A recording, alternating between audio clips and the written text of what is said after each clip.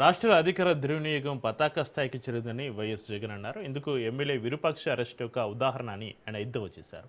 కర్నూలు జిల్లా జైల్లో ఉన్న ఎమ్మెల్యే విరూపాక్షని పరామర్శించారు. రాష్ట్రంలో రెడ్ బుక్ రాజ్యాంగం నడుస్తుందని, బాధితులపైన పోలీసులు కేసు పెడుతున్నారని మండిపడ్డారు. ప్రభుత్వాన్ని ప్రశ్నిస్తే అక్రమంగా కేసులు పెట్టారని, ఎమ్మెల్యే అయినా అర్ధరాత్రి పూట కూడా అరెస్టు చేస్తున్నారని మండిపడ్డారు. ఎమ్మెల్యే ఏమైనా ఉగ్రవాద నోటీస్ ఇస్తే ఆయన రాడా అంటూ నిలదీశారు. గంటల వ్యవధిలోనే ఎమ్మెల్యేపైన 3 కేసులు పెట్టారని, మరో కేసులో మొత్తం 38 మందిని చేర్చారని జగన్ ఆగ్రహం వ్యక్తం చేశారు.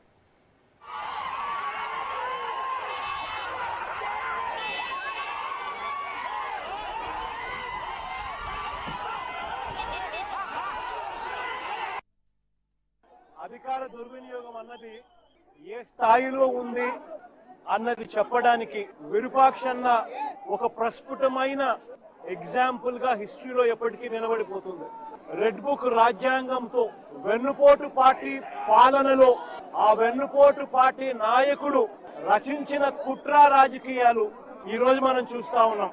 విరూపాక్షన్న అరెస్టు, అన్యాయంగా ఆయనను జైలుకు పంపడం, ఈ రెండు కూడా రెడ్ బుక్ రాజ్యాంగం రాష్ట్రంలో ఎలా అమలవుతా ఉంది అని చెప్పి అర్థం పడతాయి.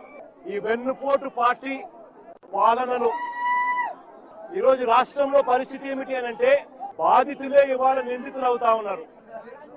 ఏ కేసు పడితే ఆ కేసు, ఎవడి మీద చేయాలనుకుంటే వాడి మీద అక్రమ కేసులు ఇష్టం వచ్చినట్టుగా పెట్టడం, దొంగ సాక్ష్యాలను క్రియేట్ చేయడం, ఇష్టం వచ్చినట్టుగా అరెస్టు చేసుకుంటూ పోవడం రాష్ట్రంలో ఇవాళ జరుగుతా ఉన్నది ఇదే.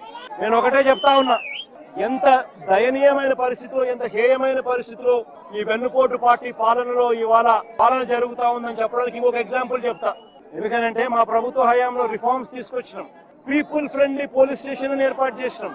పోలీస్ స్టేషన్ కి ఎవడైనా వచ్చినా కంప్లైంట్ ఇవ్వడానికైనా కానీ ఇంకొకటికైనా కూడా కూర్చోబెట్టి కర్టసీ ఎక్స్టెండ్ చేసి చిక్కటి చిరునవ్వుతోనే కంప్లైంట్ తీసుకునే వ్యవస్థను మేము తీసుకొచ్చినాం. పీపుల్ ఫ్రెండ్లీ పోలీస్ స్టేషన్ మేము తీసుకొస్తే ఇక్కడ అవమానించే కార్యక్రమం ఎవరికి మాదిరిగా చేయరంట. నేను అడిగిన సూపరింటెండెంట్ మీరు కాబట్టి నిలబెట్టించి మాదిరిగా చేయాలా అని చెప్పి ఆదేశాలు వచ్చినాయి సార్ అంటాడు. ఏమి సేడిజం అంటే ఇది. నేను చంద్రబాబు నాయుడు చెప్తా ఉన్నా, రేపు పొద్దున ఎల్లకాలం మీ ప్రభుత్వమే ఉండదు చంద్రబాబు అని చెప్పి గట్టిగా చెప్తా ఉన్నా.